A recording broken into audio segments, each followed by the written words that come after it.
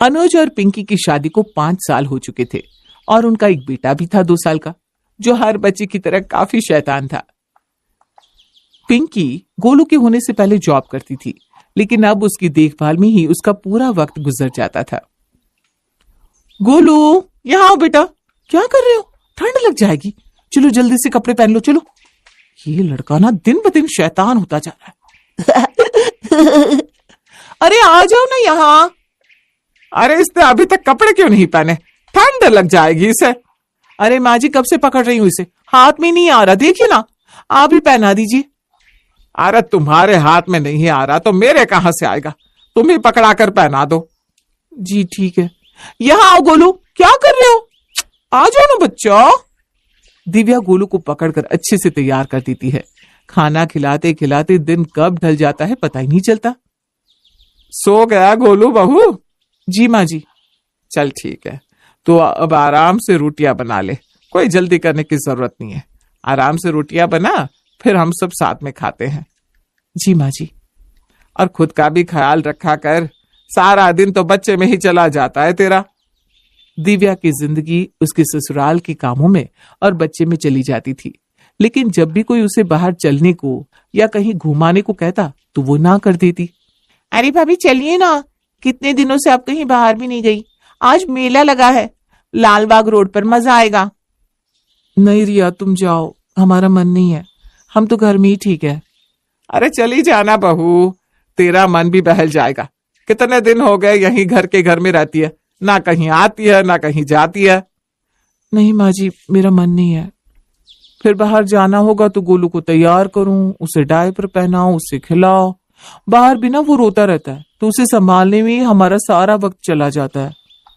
अरे भाभी थोड़ी देर के लिए चलिए ना, मजा आएगा आपको भी। आजकल तो हमें घर के अलावा कहीं मजा ही नहीं आता। ठीक है, आपकी मर्जी है, तो फिर मैं चलती हूँ। हाँ, तुम जाओ, तुम एंजॉय करो। दिव्या को अब कई कई दिन हो जाते थे वो घर से पैर भी बाहर नहीं रखती थी। अगर कोई उसे कहीं चलने के लिए भी कह दे तो वो गुस्सा हो जाती या साफ साफ मना करती थी।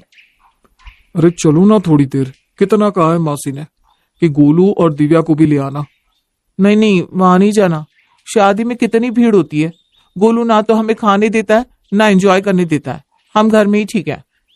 अरे बच्चे तो सबके एक जैसे ही होते हैं दिव्या बहू, लेकिन तुम तो कहीं घर से निकल ही नहीं रही।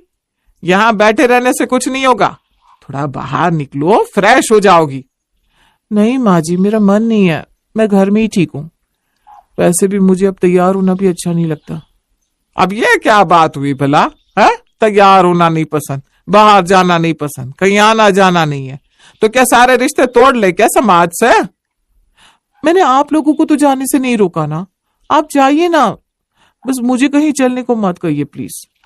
दिव्या मासी ने बहुत प्यार से कहा है गोलू और तुम्हें ले आने को। हाँ तो कह देना कि मेरी तबीयत खराब थी।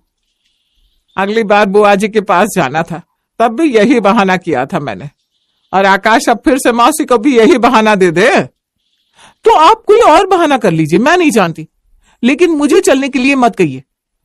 मेरी बहन कितने प्यार से सबको बुला रही है, और इसे देखो, किसी की भावनाओं की पड़ी ही नहीं है, बस सारा दिन इस गुफा में बैठे रहना है।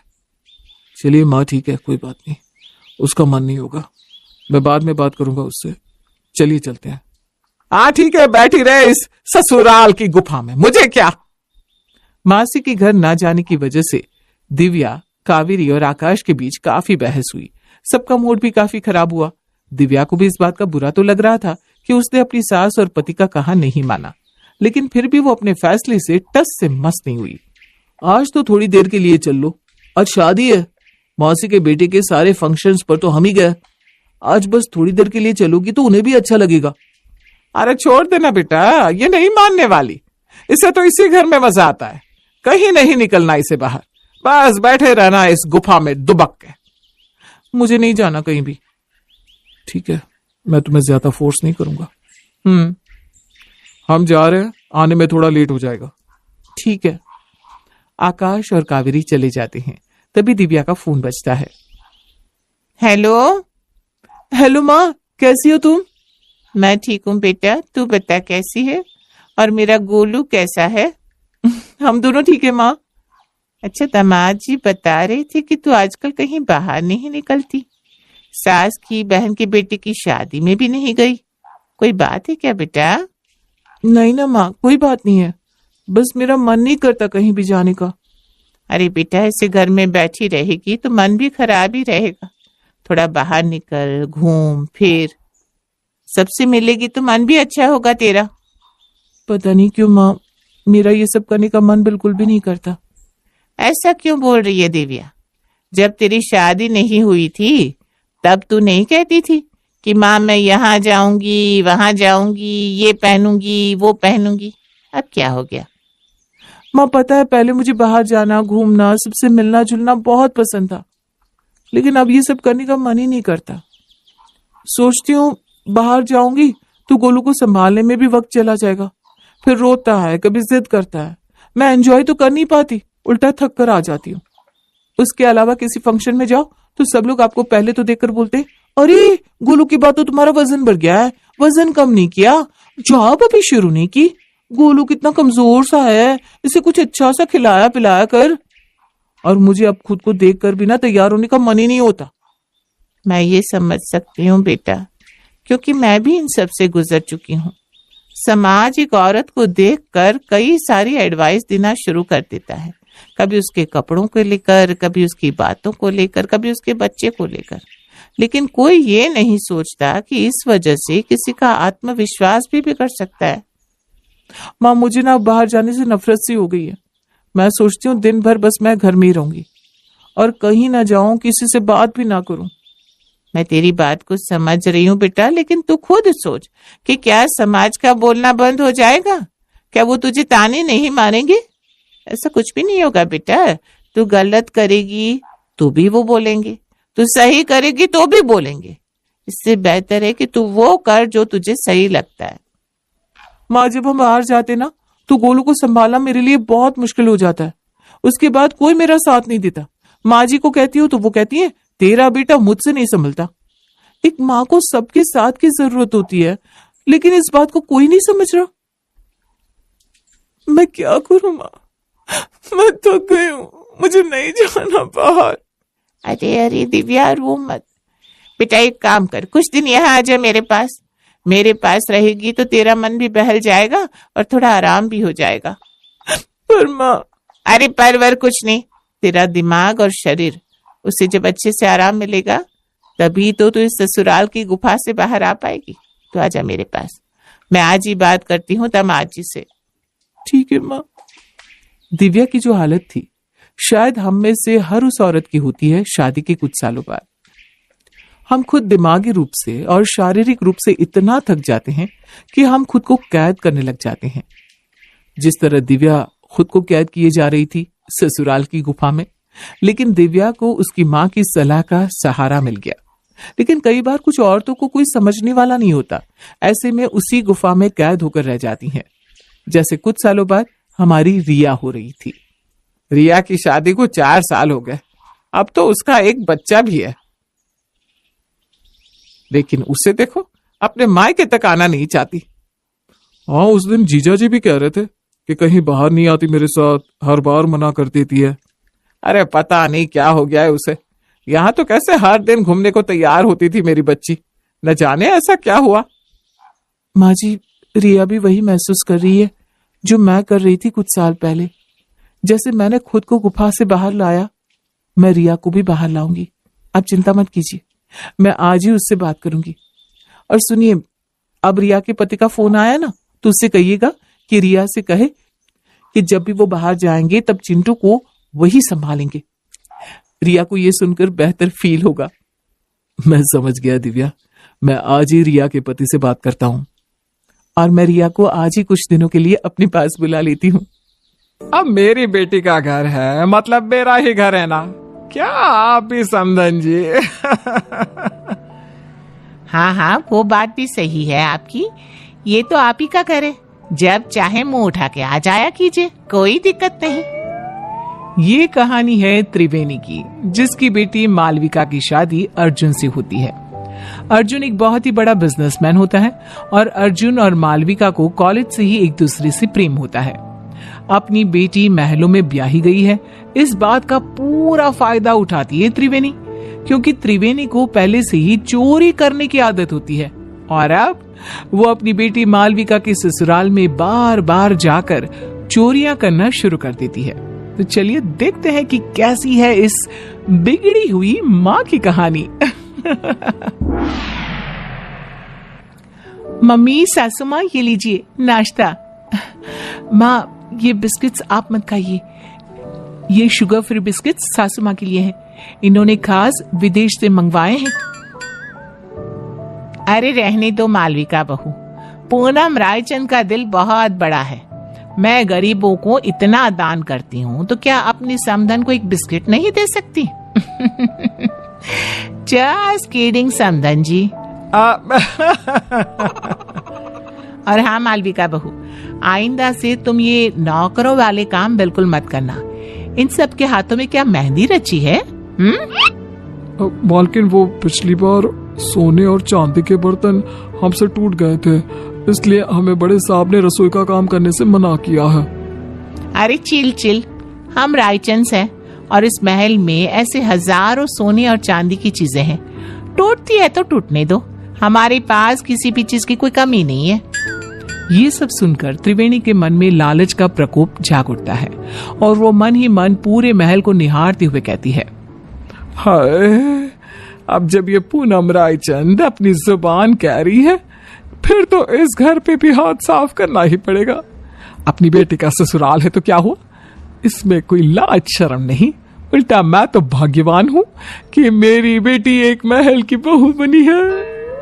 त्रिवेणी अब रायचंद मैंशन में रोजाना आना शुरू करती है और वो चुपके से पूनम के कमरे में घुसकर उसकी अलमारी से उसकी साड़ियां और गहने चुराती है और अपने बैग में लेकर पीछे के गेट से रफू चक्कर हो जाती है। पूनम जब हॉल में आती है तभी, अरे मालविका बहू, समधन जी कहाँ चली गई? अभी तो यहीं थी। सासू माँ, वो मम्मी को ना आज मंदिर जाना था, आज कोई बड़ी पूजा है वहाँ, इसलिए वो चली गई। पूनम जब अपनी साड़ियां और गहने गायब दिखती है तो, ओफो, लगता है फिर से मैं अपनी साड़ियां और गहने कहीं रखकर भूल गई। लगता है लॉन्ड्री में गई है साड़ियां और गहनों को पॉलिशिंग के लिए दिया होगा। पूनम को भूलने और लापरवाही की आदत थी और कोई भी चीज यहाँ से वहां हो जाए तो वो उसका कसूर अपनी लापरवाही पर थोप देती, जो कि सच नहीं था। ये बस पूनम के मन का भ्रम था। ऐसे ही त्रिवेणी कभी रसोई में से चांदी और पीतल के बर्तन, कभी महल के मंदिर में से महंगी मिठाइयां, कभी कोई फोन, कभी कोई घड़ी, तो कभी तिजोरी से पैसे चुराती रहती और महल में कानों कान किसी को भनक तक नहीं लगती। एक बार, अरे ये क्या मालविका, हमारी तिजोरी खाली और खुली क्यों है? इसका मतलब घर में चोरी हुई है। तुम रहती कहाँ हो? तुम्हारा हमारे कमरे ऊपर ध्यान नहीं रहता है क्या? ये क्या बेतु की बात कर रहे हो आप अर्जुन? मैं इस घर की बहू हूँ और मेरे कंधों पर दुनिया भर की जिम्मेदारियां रहती हैं। अब क्या मैं कुर्सी लगाकर कमरे में बैठकर चौकीदारी करती रहूं? वही रह गया है क्या? पूरे महल के हाउस कीपिंग स्टाफ और सिक्योरिटी को एकत्रित किया जाता है और सबकी तलाशी ली जाती है। पूनम को अब समझ में आ जाता है कि पिछले कुछ दिनों से सिर्फ उसकी ही नहीं बल्कि महल की काफी चीजें भी गायब हो रही थी। पूनम का पति इंद्रेश कहता है, अरे पूनम, तुम खामखा अपने आप पर भुलक्कड़ होने का, लापरवाही होने का शक कर रही थी, जबकि चोरियां सिर्फ हमारी ही नहीं पूरे महल की चीजों की चोरी हो रही थी और मालविका बहू और अर्जुन की भी कई सारी चीजें गायब हुई हैं। महल में सिक्योरिटी इंचार्ज बोलता है, बड़े साहब, हमने ये बात आपको बताने की कोशिश की, लेकिन पिछले कुछ दिनों से आप शहर के बाहर थे और मालकिन जी भी दिन भर बाहर रहती थी, तो बता ही नहीं पाए। महल में छोटी सी छोटी चीजें भी चोरी हो रही है। ये बात तो बहुत गंभीर हो गई है और तगड़ी सिक्योरिटी तैनात कर लो, लेकिन अब इस घर में कोई चोरी नहीं होनी चाहिए। तभी वहां पे त्रिवेणी आ जाती है। क्या हुआ दामाद जी, और आप सब इतने चिंतित और परेशान से क्यों नजर आ रहे हो? कोई समस्या आन पड़ी है क्या? हाय हाय। अर्जुन त्रिवेणी को आए दिन होने वाली चोरियों के बारे में बताता है और त्रिवेणी थोड़ी सी घबरा भी जाती है। अरे बाप रे बाप, इतनी बड़ी बात! आम सी बात है, हमारे गली मोहल्लों में ना इतनी सारी चोरियां होती है, तो फिर ये तो एक राजमहल ठहरा। चिंता मत कीजिए आप सब, कड़ी सिक्योरिटी कर दीजिए। मतलब क्या, चोर और चौकन्ना हो जाएगा और कम चोरी करेगा। क्या मतलब है आपका समधन जी? हाय हाय, अरे गधेड़ी बेवकूफ त्रिवेणी, ये क्या बोल रही हो? बैल मुझे मार जैसी समस्या खड़ी मत कर त्रिवेणी। समधन जी, किस सोच में डूब गई आप? अब कुछ भी तो नहीं समधन जी, समधी जी, मैं तो बस ये कह रही हूँ कि आप अपना सारा सामान सहेज के छुपा के रखिए, इसमें भलाई होगी आपकी। पूनम को त्रिवेणी के इस व्यवहार पर थोड़ा सा शक आ जाता है। त्रिवेणी अब से रायचंद मैंशन में आना जाना कम कर देती है, अपने घर में।